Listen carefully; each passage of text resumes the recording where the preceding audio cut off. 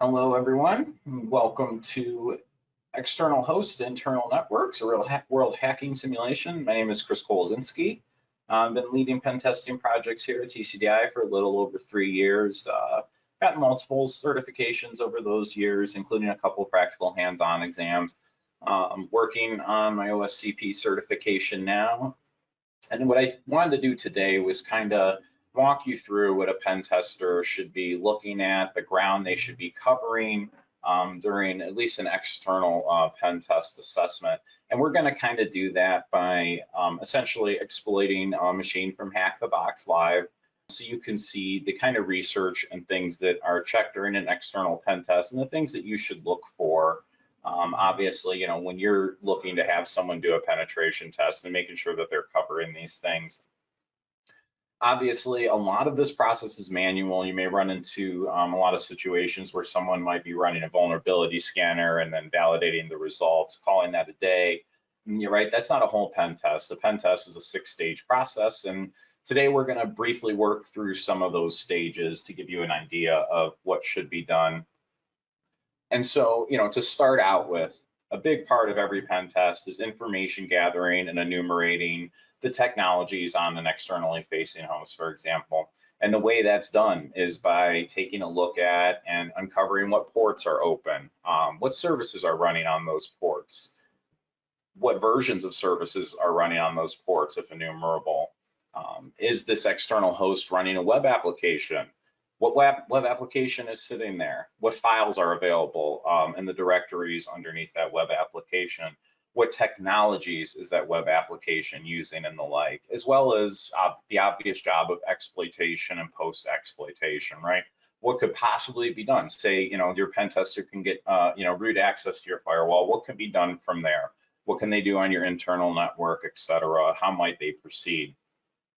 So today we'll just start with, you know, uncovering open ports. Our target here is this IP address. We'll run a simple Nmap connect scan. Typically I do these slowly so as to not trigger IDS or firewalls, and then I will work my way up through the enumeration, right? But for today, what we're going to do is we're going to start by enumerating open TCP ports using a simple connect scan with Nmap. And so, you know, we go ahead and we run our command. That tells us we have 2 open ports here. Now, in order to not create a bunch of traffic, we know that these are our open ports, so we can specify them in our scan and begin to add other enumeration on top of that. So here we have port 80, port 443, and we'll go ahead and we'll add service detection to our scan and run Nmap's default scripts specifically on those ports only. What this does is it avoids creating a ton of traffic, right? If I had, say, run this service detection, these default scripts in the command up here, it would have ran those scripts on every top 1000 port on the device. Here, we're just running it specifically on port 80 and 443. This creates less traffic, which could mean, you know, circumventing any potential denial of service or affecting the availability of the externally facing host, as well as avoiding triggering IDS and firewalls and the like, et cetera. So we go ahead and we start to enumerate those services and run our default scripts on the open ports.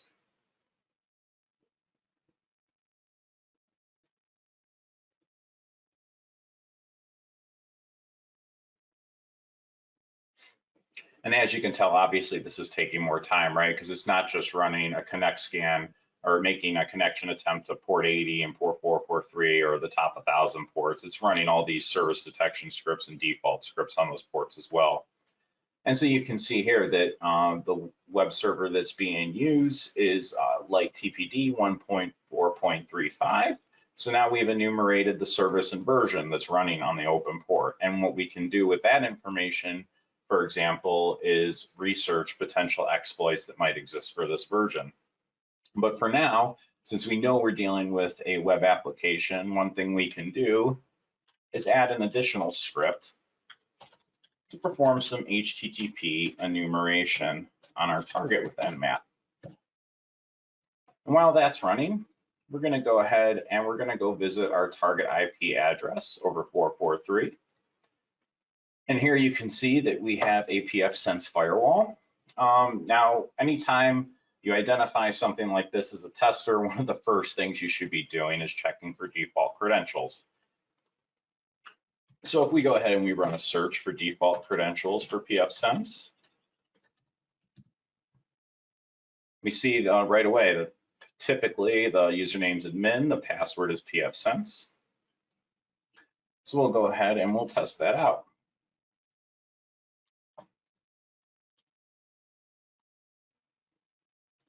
Username or password incorrect.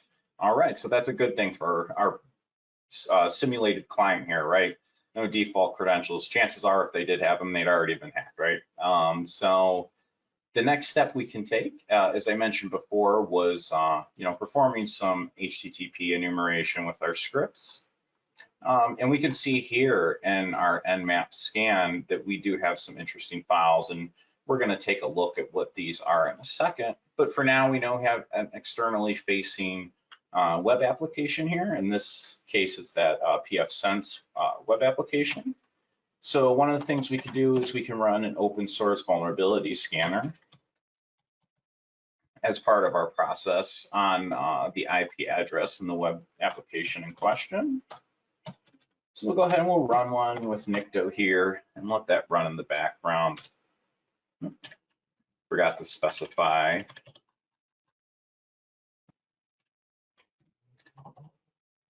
So Nikto is going to go ahead and run. It's going to check headers to see what other information might be enumerated and other vulnerabilities that might be present on the application, specifically targeting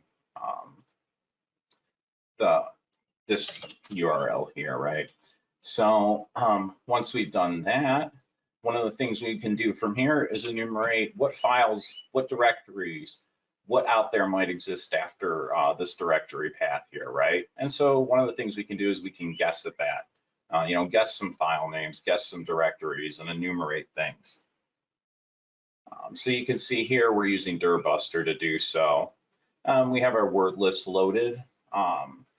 One of the word lists I like to use is just the default word list on Kali. It's the directory list medium dirbuster word list. And so one of the things we can do, when we're looking at any externally facing host or any externally facing web application, is enumerate the different technologies it uses. One of the ways to do that is well-known WAPalizer extension to get an idea of what type of technology the device is running. And this can be used later in different, vulnerability research.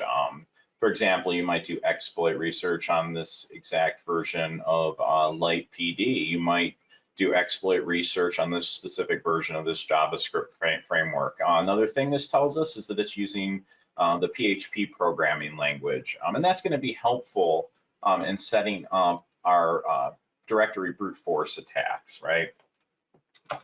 So one of the things we'll do during any assessment is we have an externally facing web application. We'll try to enumerate the various files that that web application may be serving up. So we can guess at directories at the, this section of the URL here. We can look for directories, files.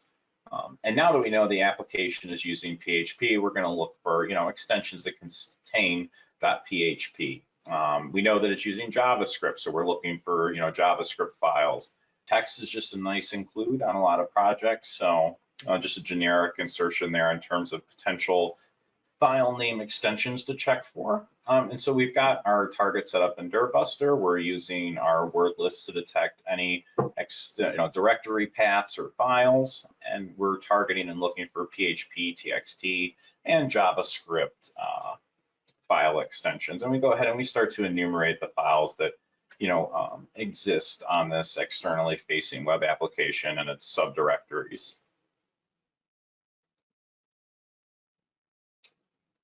So as this runs, we can see that we're getting some interesting files back. Licensed PHP, this can be useful for taking a look at different version information. So we'll go ahead and we'll navigate to these different files in our browser and check them out. Licensed PHP, it says it's returning a 200 response, but as you can see, it's just redirecting to the home page. So now we know that like this edit.php file based on its size is just redirecting to a home page, even though it's giving us a 200 response. So we'll kind of like filter those out of our checks. And as we go along, we can see, for example, this file returned a different size response. So I know this isn't redirecting me to the home page because the size isn't 453 bytes, right?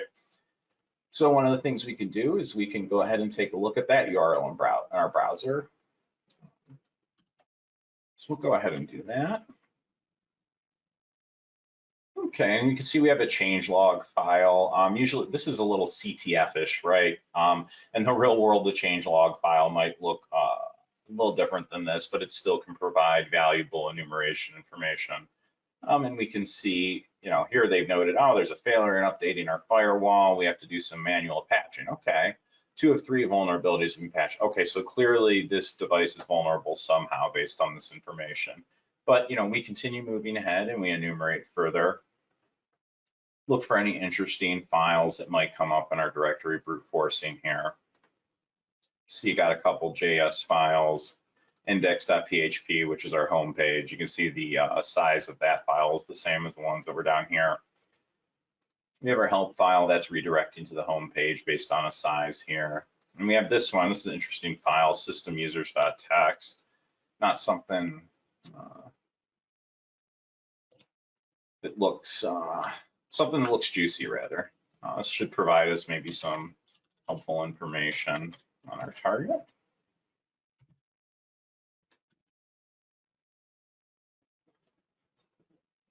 So we'll go ahead and, just like before, we're just going to navigate to that file and check out the information it's providing us with.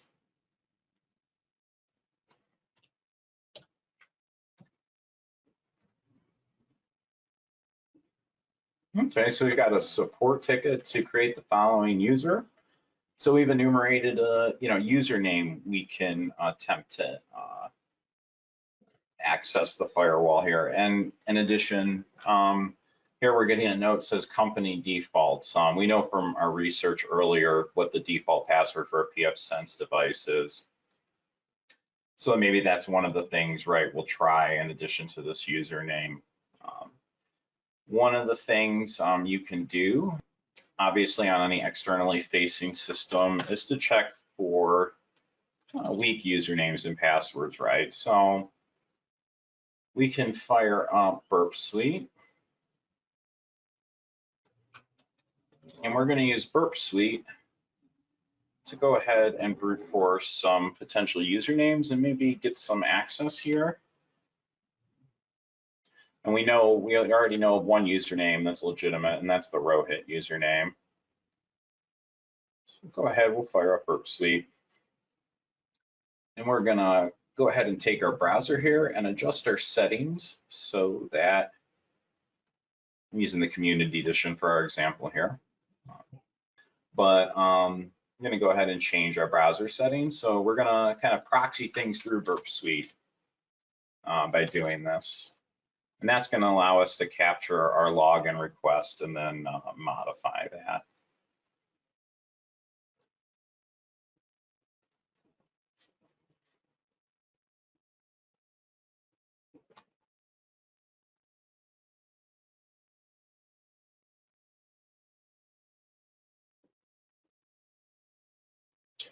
So we're going to go ahead. All right, so we've got another service. So we'll just go ahead and set this up on a slightly different port here. Enable our proxy listener. We're going to modify our browsers, right? So it's running through 8081 and not 8080. Okay. We've got our login page here. So we'll try our username Rohit. Let's do test because we're just going to kind of capture this request and then we're going to use it to brute force for potential login information and turn intercept on. Login. Burp Suite should capture our request. Yep.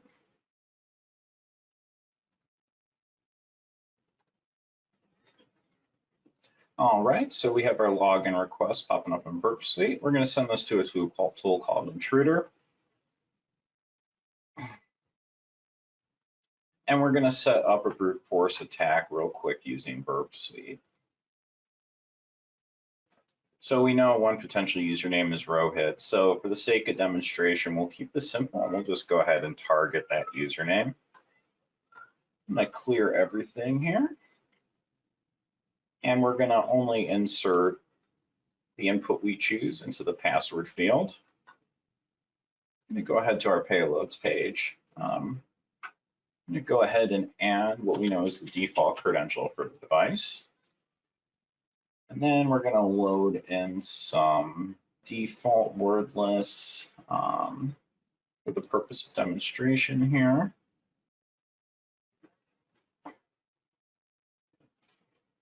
And just add in some more default passwords here. Why not, right? All right, so we'll check for some common default passwords in addition to what we know is the default credential for the device in question.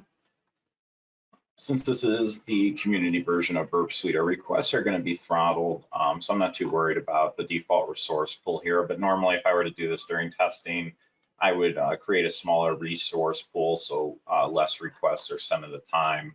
Also, you know, in the real world, right, you wouldn't just brute force a login page like this. You would check for account lockout protections beforehand, for example, because, you know, you want to avoid account lockout and things like that wherever possible. But it just so happens that many externally facing web applications or devices might not have those implemented. So it's an attack surface that you need to cover. And something we do cover during our testing as well. So we go ahead and we'll start attacking our parameter here. Getting a message because this is the demo version that Burp's requests are going to be throttled a little.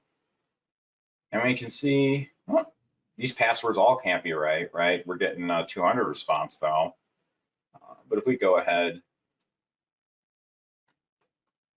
and we look at the one that gave us a different response, this is likely the one we want. All right, so we saw the variation in our response. So we'll go ahead and we'll try out that username we discovered with the creds that created the varying response there and see where that takes us. All right, so those creds are valid as we thought. And this gives us additional information. We can go ahead and navigate, through the interface to gather more information about what it's doing. Got some graph technology, OpenVPN. Check this out. Okay, RRD graphs. We've got some graph technology here. We also, more importantly, we know the version of our firewall. It was disclosed on the system page here. So one of the things we can do after we explore the application, after logging in, is research that version information once it comes back here. All right, and that brings us back to our home page where we have our firmware version information. So we know it's pfSense 2.1.3 release. And one of the things we can do with that information is go ahead and search for exploits that might exist for that particular version. So go ahead and we'll search the string pfSense 3. And I always like to know where my exploits are at, so I can go ahead and take a look at the code, and we can add TACW to return the URL location of the exploit. And we can see we've got one here. So we'll go ahead, we'll copy that address. Let's check out what we got going on. Go ahead and take a look at our exploit. Okay. pfSense version below 2.1.4. We know we're running version 2.1.3, so we meet this criteria. We also know that there was that RRD graph there, and we're looking at a command injection vulnerability. And one of the things every pen tester should do, obviously, before using any exploit or anything like that, is to look at the code. right? It might be doing more malicious things than you think. It could be a fake proof of concept, etc. We can see here that this is pretty basic. It's sending HTTP requests. It's asking for inputs for usernames, passwords, our host being the target host, the listening host, which would be our IP address, and the listening port, which would be our port. For the sake of convenience, though, let's go ahead and see if Metasploit has this exploit already in it. Right now, I'm prepping for the OSCP, so I don't like to use Metasploit too much. And to be honest, we could download that file and set it up and go ahead and run that as our exploit. But on the job, Metasploit's just a great convenience, so, especially if it has a module for the exploit we're looking for. So we'll go ahead, we'll run a search for pfSense. And we can see here that we've got our graph injection exploit. So we'll just go ahead and select use to. Go ahead and show our options. Set our listening host, which is us. We can go ahead and take a look at that. An our IP address on that network. It's right here. Obviously, for the sake of the demonstration, we're connected to an internal network that's hosting this firewall. So this is an internal IP. And then, in an engagement, I likely wouldn't use port 4444, especially if I was working on an internal network, for example, as that'll typically be flagged by, IDS, et cetera. But for the sake of demonstration, we'll just keep that the same here. Then we've got to set our username and password. We know the default cred using the admin username didn't work from our analysis earlier. So we'll go ahead and we'll change that username to the one we know does work.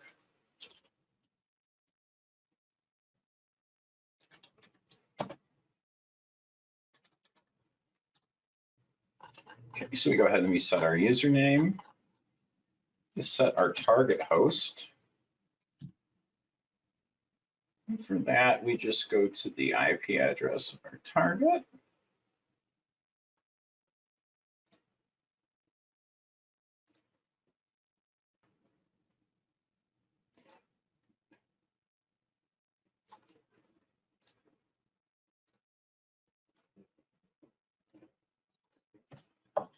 All right, so we've got that in there. I'm not going to proxy it through anything yet, but that's something a pen tester can do during testing. There's a couple different functions within Metasploit that would, for example, allow me to run everything through burp, so I could see what that exploit is actually doing in practice. But for the sake of a demonstration, we won't proxy anything, so we'll leave that proxies field empty. We'll go ahead and run our exploit. We can see here that the payload uploaded successfully. It's telling us we got an interpreter session back. Go ahead and try to issue a command or two. Not getting a response yet. But our shell should be coming back here soon. Great, just a little bit of delay there. And from here, we can figure out, what's our privilege level, right? If we were, for example, a user, we would have to escalate to root. That would be our next step in post-exploitation, right? So if I just break out to a shell, one of the things I might do is take a look at the version of the kernel. Then, for example, research this version, see if there's privilege escalation exploits related to that. Maybe use those exploits to get to root if necessary. Usually kernel exploits are the last resort, but there's other things you can search for, right? Are there scripts on the device that the user can run as root? Can you replace those scripts then in order to escalate to root privileges? Are there other files that can be run as root, et cetera, that you can abuse? There's a lot of different types of privilege escalation in terms of Linux. There's even helper scripts you can download to the compromised system that will try to identify some of those potential exploits and vulnerabilities. For the sake of demonstration, though, we'll just go ahead here and we will Bounce back to interpreter. You can see here, we can access the files on the system. And now to see what our status is in terms of privileges, we can type get UID. We can see we're already root, so no need for privilege escalation here. Just to offer some proof that we are in fact root, we can go ahead and we can try to read this etc. password file. Common file on Linux systems that contains various usernames. The corresponding shadow file would then contain the hashes for those usernames, right? And potentially, on a client project, if I had gotten this far, I would probably crack those hashes and try to reuse them across the internal network from the vantage point of this compromised router. So we can see in this case that we're root, we own the router, we can start to talk to systems on the internal network at this point. And I think a couple of the important lessons to be learned from this hack the box machine is, do not use default credentials, right? We had to do some additional enumeration. We were looking at different directories and files that were present on the externally facing web application, this pfSense firewall. And that led us to discover a unique username, but in this case, obviously that was using a default credential. And access to the web application on this externally facing system, that gave me access to be able to do things like enumerate the version of the firmware, right? So if this system had not used default credentials, if it didn't have that file sitting out there, if I wasn't able to enumerate that username, that would essentially prevented me from taking that path to discovering the firmware version information. So obviously one thing that could be done here that makes this box vulnerable is using the default credentials. So, get rid of those. In the real world, when I'm doing, external pen testing, it's very rare that I'll ever see default credentials on externally facing system, but it is something obviously I check for because unfortunately it still does happen. That being said, another great tip, and this is more likely to be found in the real world in my experience, is keeping your firewalls up to date, right? If I had logged into this pfSense device and it wasn't running a vulnerable version, I had gone and done my vulnerability research on that version and there was no known vulnerabilities or there was no known exploits, I would not have gotten to potentially root access on the device here. So, another probably more important and more relevant item is to keep all your externally facing hosts fully updated, especially the firmware on those devices. Both of those mitigations would have stopped me from getting this far in this case. And one of the things we should probably highlight today is that, all these tools, all this knowledge is publicly accessible, right? You take any individual with enough determination and typical access to the internet, and yes, they can learn this stuff. With enough practice, they can get really good at it. And so, because these tools are, publicly available and easily accessible and this knowledge is obtainable, this is an even better reason for you to go and get someone, that has experience doing this to take a look at your externally facing systems because, if someone with enough determination can learn how to use these tools and can freely access all this information and all these tool sets, then certainly maybe you could become a target one day, right? So it's very critical that you get external pen tests done that utilizes the full penetration testing process, that takes a look at some of the things we take a look at.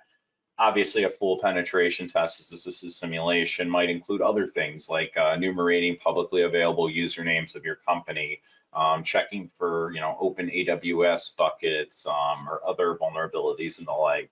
But today was just kind of simple rundown to give you an idea of what an external, penetration test should include and the impact that it might lead to when simple things like default credentials aren't checked for, easily guessable, usernames and passwords aren't checked for, or enumerable files aren't checked for, and firewalls aren't updated, right?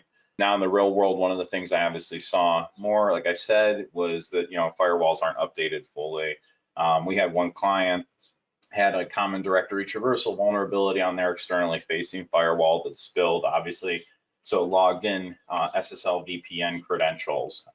In that situation, we had noticed some weak passwords, made the logical jump that multi-factor authentication wasn't in use, reused those credentials to get access to the internal network, eventually ending up as domain administrator at the end of everything.